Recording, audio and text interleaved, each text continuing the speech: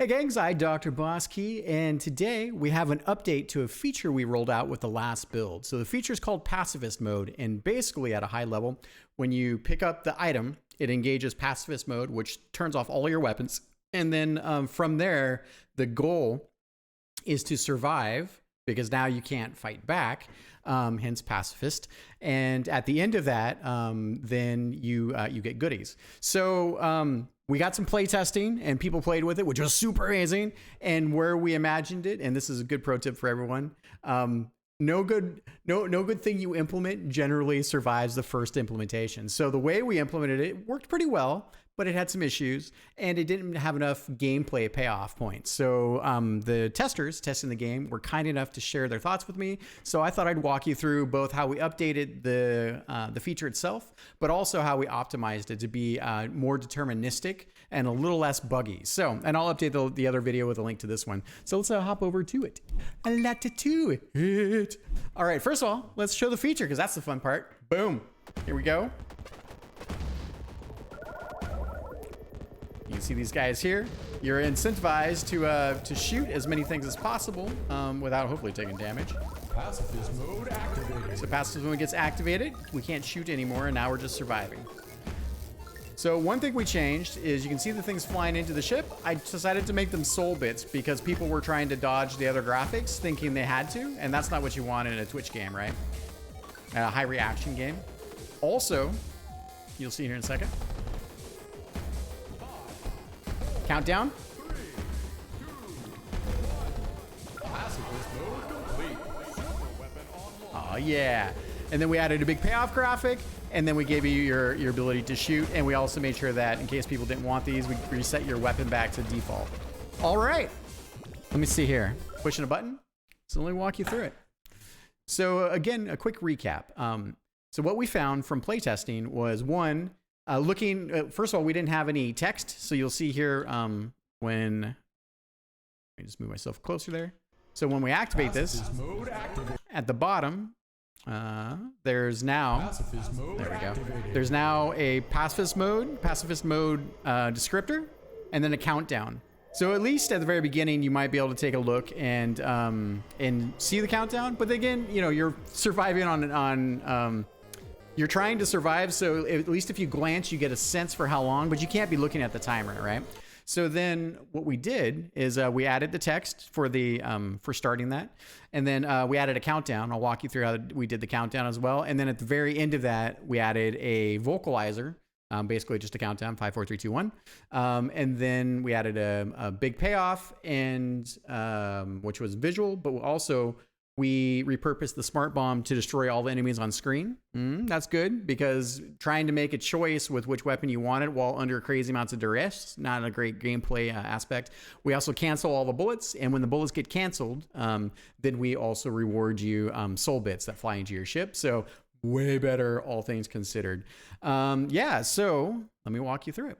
Okay, so, and we still need to do a couple more updates to this. We're gonna add a different icon for the weapon stripper, but so a few things stay the same. So one is we have an item, and this item plate here is essentially what sets our weapon set to set 14. And as a reminder, set 14 for our player, it'll be different for you, but set 14 is the one we denoted as empty because you want to set your weapon sets to nothing, right? So there may be a better way to do this in the engine in the future, but this is the way we're doing it for now. So then what happens is we put a little trigger here, which is a player goes into the zone. So, and it's about the same size as the weapon plate. We want to make sure that if the player grabs the weapon plate or the weapon stripper item here, that they've also triggered the logic here. So, and this logic essentially triggers a voice line, which says pacifist mode is active. Important, right? We want a big over the top using audio to cue in players what's happening. We set the text at the very top here, pacifist mode activated, a nice bright yellow. And then we start to set our item boxes. So nothing changed here. Basically, these item boxes award what we call the pacifist item in this case, and that pacifist item is it this? It's technically this now. Okay. So this was the previous version. So again, people were trying to dodge these. I was like, oh, we don't want people dodging these things. And we built this logic visually that anytime you see this glowy thing when you kill enemies and flying towards you, you just get used to the fact that these things flying into your ship is okay. It feels good. So we changed the graphic to that. And then inside of this, so we set a score award, just because why not, to give you, while you're in the mode, to continue to engage some kind of point rewards, and this is tunable for us. We continue to set the weapon to set 14 empty, because in our particular game, when you die, show you, we go to gameplay. So we are using the mechanic, it's very Space Megaforce inspired. So when you die, we decrement the weapon set by 1. So you could say death does nothing. You could say it resets your weapon set to 1, basically to the very default one. It'll be different for you depending on how your mechanics are set up. But for us, we really want to have a little bit of penalty. Because if there's no risk and there's all reward, then there's no reward, and the gameplay starts to become boring. So this then essentially downgrades your weapon set. So there's a little bit of penalty there. So, but that meant that when you're in weapon set 14, over here again, stay with me. I know it's a little bit complex.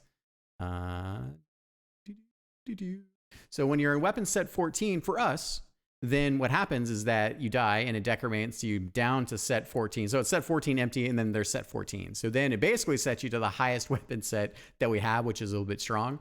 So when we have these items continuously flying into your ship, there's only a small period of time in which a player could actually use their weapon if they die. And this is our poor man's way of essentially continuing to keep you in a weapon set that has nothing in it. There will be a better way to do this in the future, but this is not about that. Okay, so now that you've got that understanding, so then we have all these item boxes, and you can see the item boxes here.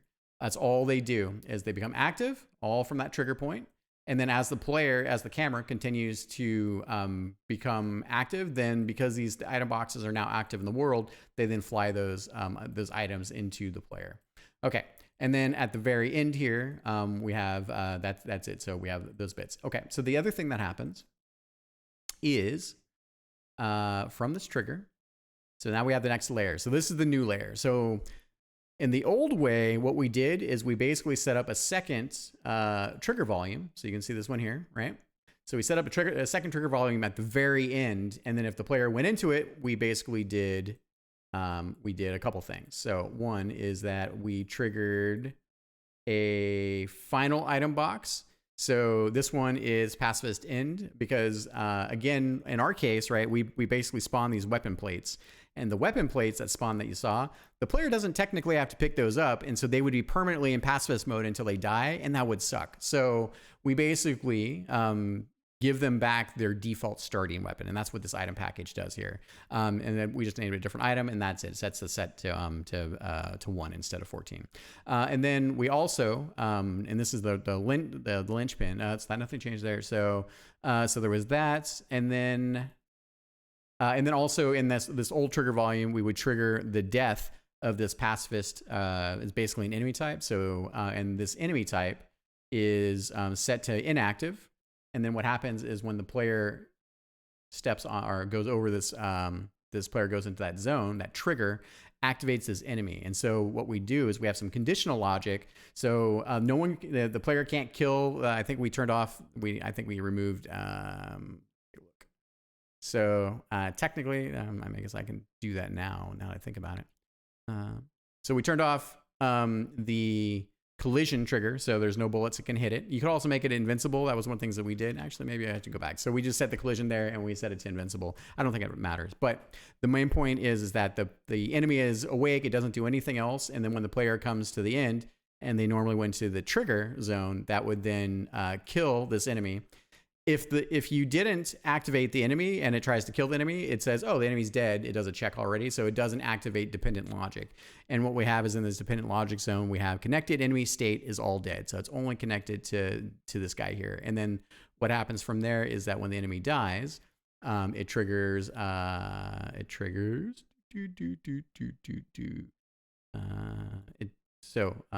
take a look. Sorry, I'm just double checking. Yeah, okay. So in the old logic, basically, yeah, it all started from here. So basically, that trigger would then trigger this this kill property, which killed this enemy type. And then once that enemy type is dead, we have a conditional, which is connected enemy stays all dead. And then we do a couple things from here. So we trigger pacifist mode complete text. We trigger the pacifist mode complete audio, because again, you don't want people trying to read text while you're in the middle of combat.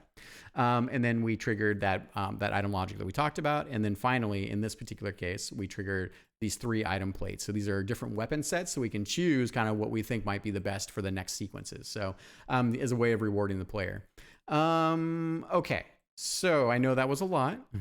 Stay with me. All right, so then the other thing that we changed, so the feedback we got was that when you start pacifist mode, there wasn't enough of a reward. It was all kind of stick and no carrot. So we got feedback, which basically was like, hey, maybe we could award the player an extra ship. So it's like, hey, you know, like you're always incentivized to try to survive with that 1 life. Here's a bonus life on top of it. You get extra points and all the other good stuff that you get from getting the item plate. But that was one thing. So we added a bonus ship indicator there, or a bonus ship reward. And then finally, what we changed is instead of that trigger logic being a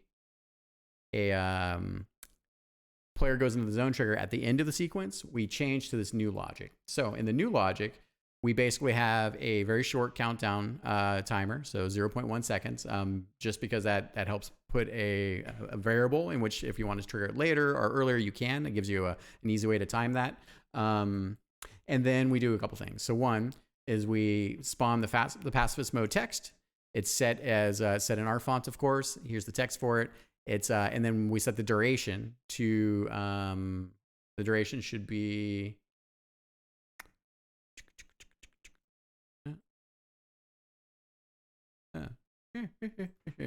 I think that pacifist mode is so that duration should have been, we're still working on it, bugs.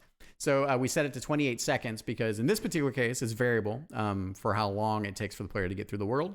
And so you want the pacifist mode text to be on screen to remind the player that they're in the mode at a glance.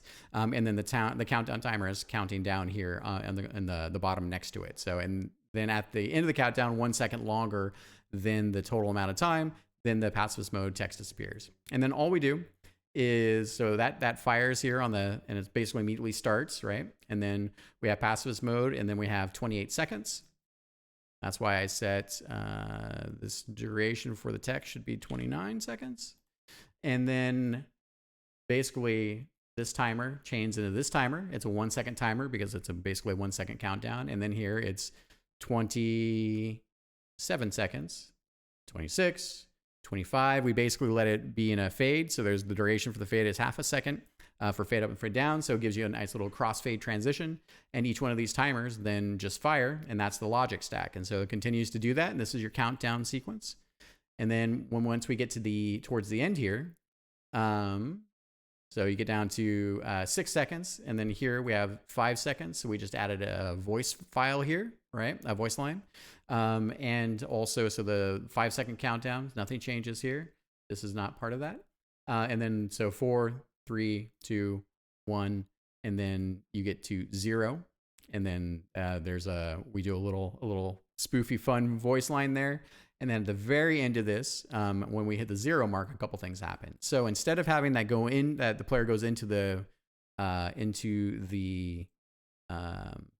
trigger range, instead of having player goes into the zone at the end, we now basically just have the timer, which then does a couple things. So one, actually, I need to make a change here because my logic is not the one I want to set up. So we set down for 1 second longer. This gives us the ability to play the final VO, to let this linger for a second, and then that triggers the enemy death spawn, which then only happens if this enemy is alive, which we started at the very beginning. And then from there, we then trigger the smart bomb. That's the other big part that we changed. So the smart bomb, basically, we set the play explosion in our case to 10,000 points of damage. We set bullet canceling. So this immediately wipes the screen and makes it safe because you completed it. It's a big moment. Completely reduces the stress of the player. We then also trigger for every bullet that was canceled, essentially more of the soul bits that fly into your ship. So that also powers up a bit more of your super gauge. Nice cyclical experience. And then we do, and then part of the smart bomb is if you go into here, and this isn't maybe I can do a separate piece on the smart bomb here, but says gauge life smart bombs there. Okay, cool. And then what we did is for the big visual payoff. So in your smart bomb section, and ours will be we only use a button for debug purposes. I did another video on that. So this is the way it would be. So we set the Pacifist finale is what we created. So if you go into the particle system editor first. So this is basically just what you set to happen when you have a smart bomb that explodes. Now, full disclosure, right? If you have a smart bomb that you're using in the game, we repurposed it. We don't have that as a core piece of our gameplay. So this works for us. But in your case, if you have a smart bomb that you're using, then you're going to want to wire up your finale a little differently or not. Maybe you leave it the same. But basically, what we did is we element OP Pacifist finale. And you can see here, we basically set up, this is a tutorial on particles, but this is what triggers at the very end because this particle system feeds into your explosion editor, which is also Pacifist finale. And we did a little audio flourish. We added these elements here for each of the spawns. The nice thing is you can see those. And because it's big, it originates from your player ship, then it also, I wanted to fill all out of the screen, right? So I basically set up the elements there. Okay. I know that was a ton. You've got a video, scrub through it. I'll link these. I think overall, the outcome is much better, way better and in terms of design and rewarding the player. And I think that also probably the biggest takeaway here, right, is that by setting up a timed sequence that we did here, it lets us be more deterministic on when, because you have a full screen in which a player can essentially trigger their item plates that trigger the mode. But it basically allows us to say, hey, within 40 seconds of whenever this is triggered, this being the very last place, there's probably a 3-second variability. Then you can say the player will be in this area in the world. That'll be great for triggering the additional logic. And it's deterministic, where in the previous version, the player had to get to the end and there was no concept of what the end was because there was no visualization for it. So I walked through the process of, well, would I put a visualization for ending pacifist mode? And I decided no, because we want to go with audio. Again, you want the player still focused on just trying to survive, and give them the like it's almost done, 5-second time, countdown, almost done. And then we want to have the big payoff, the big screen clear and all that, and being able to put those all on timers along with the visual feedback makes it also fun for players that are watching, which is important, but for the player itself. So that's it. I hope that was helpful. Thank you everyone for following along. Thank you for the subscribes. Thank you for helping to support the channel. It's very, very kind to you and joining me on this crazy game development journey. I'll leave links in the bottom that will link both the videos together, so then these don't get lost. And if you're interested in doing any play tests for us, we do generally a new build every 2 or so weeks. We got a new one coming up this week, and the link in the description will also help you get to the Discord server where we post the builds. All right, until next time, friendos. Bye.